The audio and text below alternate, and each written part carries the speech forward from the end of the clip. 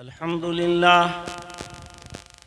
لله نحمده ونستعينه ونستغفره ونؤمن به ونتوكل عليه ونعوذ بالله من شرور أنفسنا ومن سيئات أعمالنا من يهده الله فلا مضل له ومن يضلل فلا هادي له ونشهد أن لا إله إلا الله وحده لا شريك له ونشهد أن سيدنا وسندنا ومولانا محمدًا عبده ورسوله أرسله الله تعالى بالحق بشيرا ونذيرا وداعيا إلى الله بإذنه وسراجا منيرا صلى الله تعالى عليه وعلى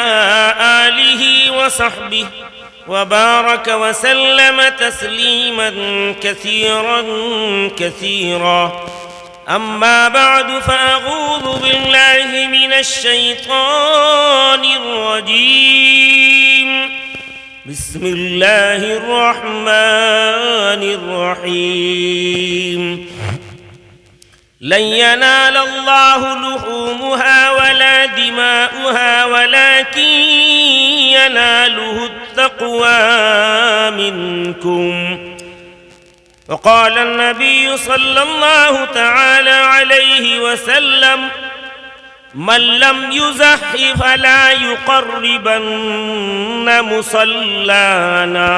معزز و موقر حضرات علماء کرام، حفاظ عظام، میرے دینی ایمانی بھائیوں، بزرگوں، نوجوانوں اور قابل صد قدر احترام پردہ نشین مائیں اور بہنیں، صاحب خانہ نے ایک دین کی مجلس اس مقصد سے سجائی ہے کہ نبی کی ایک سنت پر عمل بھی کیا جائے، عقیقہ، اور پھر اپنے دینی ایمانی بھائیوں کو، بہنوں کو، بیٹیوں کو اس کے ذریعے سے کچھ دینی معلومات کو بھی سنایا جائے تاکہ ہم اور آپ اللہ اس کے رسول کے فرامین کو سن کر عمل پیرا ہوں، عمل پر قائم ہو جائیں، عمل کرنے والے بن جائیں۔ بہت ہی پیارا انداز ہے، اس سے بہت سارے لوگوں کو فائدہ ہو جاتا ہے۔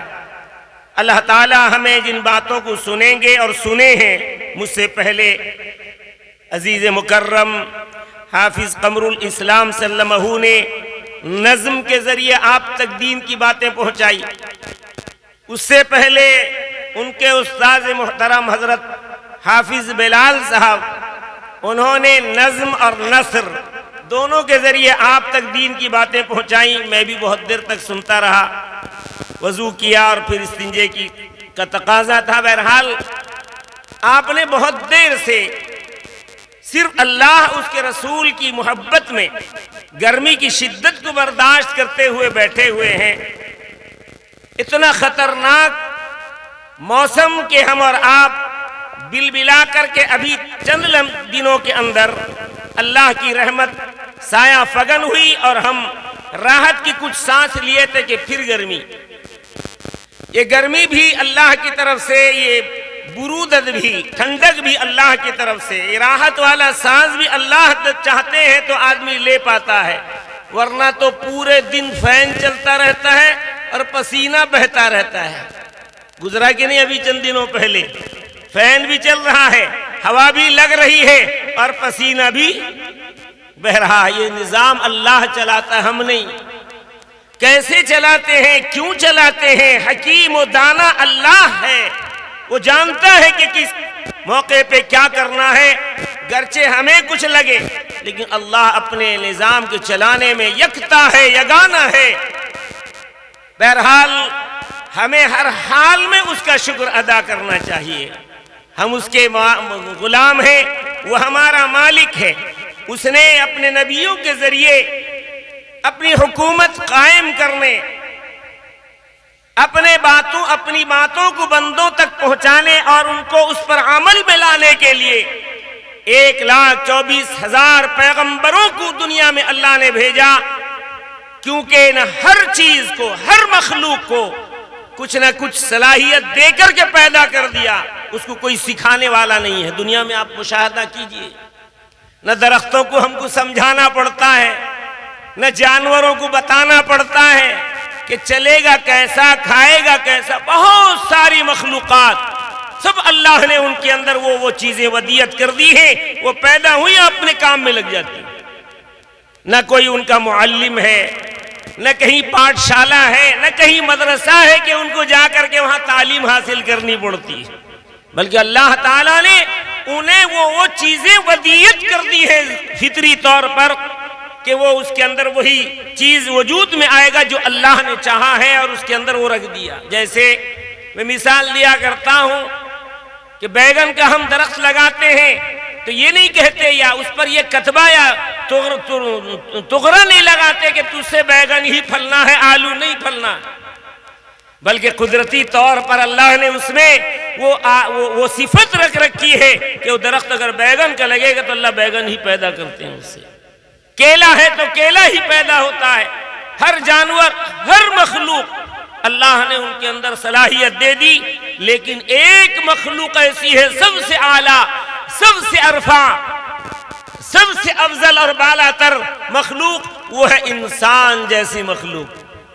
اللہ نے انہیں جاہل پیدا کیا ہے، ان کو علم نہیں دیا، بلکہ یہ چاہا کہ یہ بندے میرے مجھ سے پڑھیں گے، میں پڑھاؤں گا، میں اپنے مخصوص بندے انبیاء مرسلین کو تعلیم دوں گا، اور پھر انبیاء مرسلین ان کے بعد والوں کو، ان کے صحابہ کو، ان کے مددگاروں کو، ان کے چاہنے والوں کو پڑھائیں گے، اور پھر وہ دین، وہ علم پھیلتا چلا جائے گا۔ اسی لیے رسول کریم سید عالم کے بارے میں اللہ نے فرمایا الرحمن علم القرآن، رحمان نے پڑھایا قرآن۔ کون پڑھا پہلے؟ حضرت نبی کریم محمد الرسول اللہ صلی اللہ علیہ وسلم نے پڑھا، اور پھر آپ نے صحابہ کو پڑھایا۔ تو گویا کہ اللہ کا اتنا لاڈلا ہے یہ بندہ انسان، یہ آدمی، آدم کی اولاد، کہ اللہ نے اپنا شاگرد بنایا اس کو دنیا میں۔ کتنا خوش نصیب ہے، کتنا اعلیٰ و ارفع ہے کہ اس کا پڑھانے والا خود خالق کائنات ہے۔ ہر نبی کو پڑھا کر کے بھیجا۔ حضرت عیسیٰ علیہ السلام نے اپنی امتی سے فرمایا من انصاری اللہ، کون ہے میرا جو اللہ کے معاملے میں میری مدد کرے، میرا ساتھ دے، میرے لائے ہوئے طریقے کو قبول کرے، جو میں کہوں وہ سیکھے اور پھر سیکھ کر اس پر عمل کرنے والا بنے۔ تو قرآن کہتا ہے قال الحواریون نحن انصار اللہ، تو ان انصار اللہ، ان حواریوں نے جو عیسیٰ علیہ السلام کے ساتھ دینے والے، محبت کرنے والے، انہوں نے کہا کہ ہم اللہ کے لیے، آپ کی مدد کے لیے کھڑے رہیں گے۔ جیسے صحابہ، خلفائے راشدین، 1,24,000 صحابہ کا ایک جمع غفیر رسول کریم سید عالم کے تعلیمات کو لینے کے بعد آتا ہے روایت میں، حجۃ الوداع کے موقع پر اللہ کے رسول نے جب ان سے کہا کہ بلغ الشاہد الغائبہ، جو یہاں موجود ہو میرے اس پیغام کو جو موجود نہیں ہے ان تک پہنچا دو۔ روایت میں آتا ہے جو صحابی جس رخ پہ تھا اسی رخ پہ نکل گیا، نہ پیچھے دیکھا، نہ مڑ کر کے دیکھا، نہ اولاد کو دیکھا، نہ گھر کو دیکھا، نہ باہر کچھ نہیں دیکھا، نکل گئے اللہ کے دین کی تبلیغ اور اشاعت کے لیے، قرآن و حدیث کے علوم کو لے کر پھیل گئے اور پورے کائنات کے اندر یہ علم کو پہنچا دیا۔ روایت میں آتا ہے ایک یہودی جو زبور، موسیٰ علیہ السلام کی قوم توریت، داؤد علیہ السلام کی قوم کو زبور، عیسیٰ علیہ السلام کی قوم کو انجیل عطا کی اللہ نے، تو موسیٰ علیہ السلام کی قوم میں یہودی توریت پڑھ رہا تھا. آپ نے سنا ہوگا یہ واقعہ. میں اس لیے یاد آ گیا کہ ابھی جو میں نے حلیہ مبارک پیش کیا ہے، اس حلیہ مبارک کو روایت میں آتا ہے کہ حضرت علی نے سب سے پہلے پیش کیا تھا میرے آقا کے حلیہ مبارک کو، جس کو ترمذی نے شمائل ترمذی میں شامل کر کے آج وہ کتاب موجود ہے. شمائل ترمذی علماء کو پڑھائی جاتی ہے. اسی کا ترجمہ جو اشعار کی شکل میں نے پیش کر دیا، بہت مختصر، اور بھی اشعار اس میں ہیں. تو اس یہودی نے دیکھا، جبکہ وہ موسیٰ علیہ السلام کا ماننے والا، کئی جگہ دیکھا اس نے کہ محمد کا نام لکھا ہے. بھئی محمد کون ہے؟ جبکہ موسیٰ علیہ السلام کا زمانہ جا چکا تھا، سرور کونین دنیا میں تشریف لا چکے تھے، آپ کی بعثت ہو چکی تھی. مکہ اور علاقے کے اندر نام شہرہ آپ کا چل رہا تھا کہ خاتم النبیین محمد الرسول اللہ اس دھرتی پہ تشریف لا چکے ہیں. لہذا وہ نام بھی سن رکھا تھا. کہنے لگا یہ محمد کون ہے؟ کیوں ہمارے توریت میں اس کا نام آیا؟ اس کو کاٹا اور جلا ڈالا. پھر دوسرے دن پڑھتا ہے توریت کو، اس سے زیادہ جگہ وہاں پر ملتا ہے آقا کا نام. پھر ان جگہوں سے آقا کا نام کاٹتا ہے اور پھر اس کو جلا دیتا ہے. اسی طرح کاٹتا رہا، جلاتا رہا. کئی دن کے بعد اور زیادہ جگہ پہ جب آپ کا نام اس جگہ ذکر رہا توریت میں، تو سوچا کہ اگر اسی طرح کاٹتا رہوں گا، جلاتا رہوں گا، تو مجھے لگتا ہے کہ پورا توریت کہیں محمد کے نام سے نہ بھر جائے. لہٰذا اس کے دل میں ایک بات آئی کہ عطا پتہ لگایا جائے کہ محمد کون ہے. بالآخر خوب آپ صلی اللہ علیہ وسلم کا اس نے سوچا کہ تحقیق کی جائے. تحقیق کی اس نے، پتا چلا کہ مکے میں ایک عظیم شخصیت پیدا ہو گئی ہے جن کا نام محمد ابن عبداللہ ہے. ان کے باپ کا نام عبداللہ، ان کے دادا کا نام عبد المطلب، ان کے پردادا کا نام جو ہے ہاشم. اس طریقے سے آپ کا سلسلہ نسب. اب سوچا کہ چل کر کے دیکھا جائے محمد کیسے ہیں. یقیناً ہو نہ ہو اگر پچھلی کتابوں میں ان کا نام آیا ہے تو ضرور نہ ہو یقیناً وہ سچے اور برحق نبی، آخری نبی بن کے نازل ہوئے ہوں گے. چلا عقیدت سے، محبت سے چلا. لیکن جب آ کے مکہ پہنچتا ہے، سب سے پہلے حضرت سلمان فارسی سے ملاقات ہو جاتی ہے. سمجھتا ہے بڑے خوبصورت تھے حضرت سلمان فارسی، وہ بھی یہودی عالموں میں سے تھے. اور ایک وقت آیا تھا کہ آقا کے دربار میں تشریف لائے تھے، اور وہ آ کر کے آپ صلی اللہ علیہ وسلم کے حلیہ مبارک میں جو آتا ہے کہ مہر نبوت دو شانوں کے بیچ تھا، جس میں محمد الرسول اللہ لکھا ہوا تھا ابری ہوئے گوشت میں، اور وہ ڈھکا ہوا تھا روئے سے. لہذا حضرت سلمان فارسی نے آپ کو آزمایا. بالآخر جب آزمائش پہ آپ پورے اترے تو پھر کہا کہ اے محمد، میں چاہتا ہوں کہ آپ کے پیٹھ میں جو، کندھے میں جو مہر نبوت ہے آپ مجھے دکھا دیجئے. حضور سمجھ گئے کہ یہ پچھلی کتابوں کا کوئی عالم ہوگا. لہٰذا آپ نے پیٹھ مبارک سے کپڑا ہٹایا. حضرت سلمان فارسی نے آقا نامدار سید عالم کے اس مہر نبوت پر بوسہ دیا اور کلمہ لا الہ الا اللہ محمد الرسول اللہ پڑھ کے ایمان میں آئے تھے.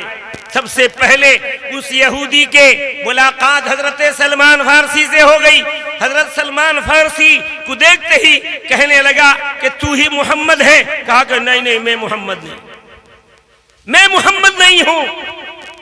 بتانا بھی مشکل سمجھتا ہے کہ ہو سکتا ہے بڑی عقیدت و محبت سے آیا ہو اور اچانک چند دن پہلے ہی آپ دنیا سے وصال فرما گئے تھے. لہٰذا اچانک اگر کہہ دوں کہ محمد کا انتقال ہو گیا ہے تو کہیں ہارٹ اٹیک نہ کر جائے اور وہ دنیا سے چلا نہ جائے. کہا کہ جاؤ آگے جاؤ، مسجد کے پاس جاؤ، وہاں تم ان سے ملو. جا کر لوگ وہاں ہیں وہ بتائیں گے محمد کہاں. بالآخر وہ یہودی آگے پہنچا. اب حضرت علی کے پاس پہنچ گیا. حضرت علی نے، روایت میں آتا ہے کہ آپ نے اسی مرثیے کو، آپ کا ناک کیسا تھا آپ کا چلنا پھرنا کیسا تھا، آپ کا اٹھنا بیٹھنا کیسا تھا، آپ کے پورے حلیے کو حضرت علی نے پیش کر دیا۔ سننے کے بعد بے چین ہو گیا کہ جلدی سے مجھے ملاؤ اس محمد سے کہ میں اس کا دیوانہ بن گیا ہوں، لہٰذا اس پر کلمہ پڑھنا چاہتا ہوں۔ تو آہستہ آہستہ سمجھایا گیا، کہا کہ جس محمد کی تلاش میں تم آئے تھے وہ محمد چند روز پہلے اس دار فانی سے دار باقی کی طرف جا چکے ہیں، لہٰذا جیسے ہی کہنا تھا کہ دھاڑے مار کر رونے لگا یہودی، اور پھر کہنے لگا کم از کم ان کی قبر کے پاس لے چلو مجھے، میں ان کی قبر کو دیکھنا چاہتا ہوں۔ بالآخر وہ جو حلیہ آپ کا سن لیا، اور اگلی پچھلی کتابوں میں اس نے آقا کی جو آخری علامتیں سب پڑھ رکھی تھی اس نے پورے طور پر پا لیا، تو مطمئن ہو گیا، اور قبر اطہر پہ پہنچ کے کہتا ہے اللہ میں نے اگر دل سے ایمان لایا ہے تجھ پر اور تیرے لاڈلے نبی محمد پر، اگر میرا ایمان تجھے قبول ہے تو مجھے اسی وقت اس دار فانی سے مجھے دار باقی کی طرف لے جا، مجھے موت عطا کر دے۔ رب ذوالجلال نے ان کے ایمان کو ایسا قبول کیا دوست بزرگوں کہ وہیں پر گرے اور جاں بحق ہوئے، کلمہ پڑھتے ہوئے ایمان کے ساتھ دنیا سے تشریف لے گئے۔ لیکن واقعی اللہ کا دیوانہ، رسول اللہ کا دیوانہ واقعتاً دیوانگی کے ساتھ آیا اور آپ پر فدا ہوا، اور آپ کے تمام اوصاف جمیلہ کو سنا، عقیدت مند بن گیا، یقین جما لیا کہ واقعتاً وہی محمد ہے جن کی توریت میں بھی ذکر ہے، انجیل میں بھی ذکر آیا ہے، زبور نے بھی اس کی گواہی دی ہے کہ کسی شاعر نے خوب کہا تھا عربی میں، بشارت عیسیٰ و وعظ الکلیم، بشارت عیسیٰ و وعظ الکلیم، دعاء البراہیم عند الحکیم۔ ابراہیم علیہ السلام نے مکہ کعبے کو تعمیر کر لینے کے بعد ابراہیم و اسماعیل نے کعبے کے پاس حتیم وہ کٹا ہوا ٹکڑا کھڑے ہو کر کے اللہ سے دعا مانگی، الہ العالمین جس نبی برحق، جس خاتم النبیین کی تابعداری کی آپ نے ہم سے عہد لی تھی، اے اللہ اب تک تو نبی محمد آئے نہیں۔ ابراہیم دعا کر رہے ہیں، اے اللہ وہ نبی اگر آئیں تو اسی اسماعیل کے خاندان میں ان کو پیدا فرمانا، کہ اسماعیل کے خاندان میں ان کو پیدا فرما۔ یہ دعا ابراہیم کر رہے ہیں۔ موسیٰ علیہ السلام دعا کر رہے ہیں، اے اللہ وہ محمد ہمارے زمانے میں آئے نہیں جن کی تابعداری کی آپ نے ہم سے عہد و پیمان لے رکھی تھی، اے اللہ کم از کم اس محمد کے زمانے میں ہمیں پیدا فرما۔ بشارت عیسیٰ و وعظ، اور پھر حضرت عیسیٰ علیہ السلام کی بشارت قرآن اس کا ذکر کرتا ہے کہ یأتی من بعد اسمہ احمد، کہ محمد و احمد نامی آئیں گے میرے بعد۔ عیسیٰ علیہ السلام کے دنیا سے پردہ فرمانے کے 571 یا 72 سال کے بعد جناب محمد الرسول اللہ صلی اللہ علیہ وسلم اس دھرتی پہ آمینہ کے کوکھ سے عبداللہ کے مادرزاد یتیم عبداللہ کے لاڈلے حضرت محمد مصطفیٰ مکہ کی سرزمین میں پیدا ہو جاتے ہیں۔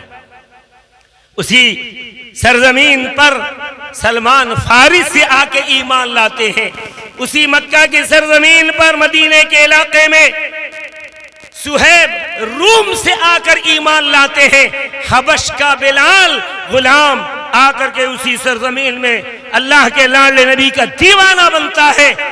اور پھر نہ جانے کیسے کیسے حضرت عبداللہ بن سلام یہودی عالم تھے، آپ جب ہجرت کر کے مکہ سے مدینہ تشریف لے گئے، حضرت عبداللہ بن سلام رضی اللہ تعالی عنہ جو بعد میں ایمان لے آئے، صحابیت کا مقام حاصل کیا، وہ خود یہودی عالم تھے، اور انہوں نے آقا کا چہرہ دیکھتے ہی کہنے لگے یہ کسی جھوٹے کا چہرہ ہو نہیں سکتا، یقیناً یہ محمد سچے ہیں، لہذا اشہد ان لا الہ الا اللہ اشہد ان محمدًا عبدہ ورسولہ پڑھ کے ایمان میں داخل ہوتے ہیں۔ اس نبی برحق کی ہم امت ہیں۔